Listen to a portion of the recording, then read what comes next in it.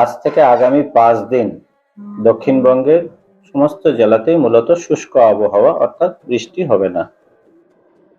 দিনের তাপমাত্রার significant change নেই, রাদার একটু মার্জিনালি বাড়তে পারে শেষের দিকে, মানে 5 দিনের শেষের দিকে সামান্য একটু বাড়তে পারে।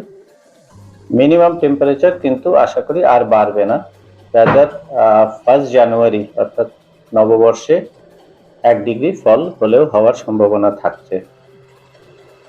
উত্তরবঙ্গের ক্ষেত্রে দার্জিলিং এবং কালিম্পং ছাড়া বাকি জেলাতে মূলত শুষ্ক আবহাওয়া। দার্জিলিং এবং কালিম্পংয়ে 31 থেকে 2, এই যে 3 দিন 31, 1, 2, এই সময়টাতে হালকা বৃষ্টির একটা সম্ভাবনা থাকবে এবং হিলসের হায়ার রিচেসে স্নোফলের সম্ভাবনা থাকছে। কারণ হিসাবে একটা WD ক্রস করবে, তার জন্যে।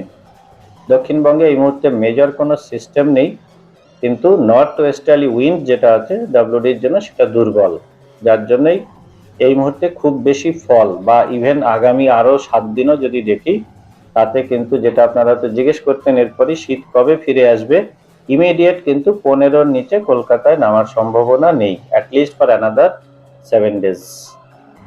ফলে বাড়বেও না, মিনিমাম টেম্পারেচার যেটা চলছে সেটাই থাকবে, হয়তো মার্জিনালি 1 ডিগ্রি কি 0.5 ডিগ্রি আরো ফল হওয়ার সম্ভাবনা থাকছে। হালকা একটু ময়েশ্চার এখনো আছে, যার জন্য খুব শ্যালো ফগ হওয়ার সম্ভাবনা থাকছে উত্তরবঙ্গে এবং দক্ষিণবঙ্গে।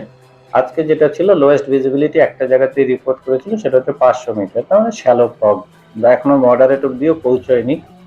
আর যেহেতু ময়েশ্চার অ্যামাউন্ট আরো কমে যাচ্ছে, ফলে আর ফগ নতুন করে বাড়বে না।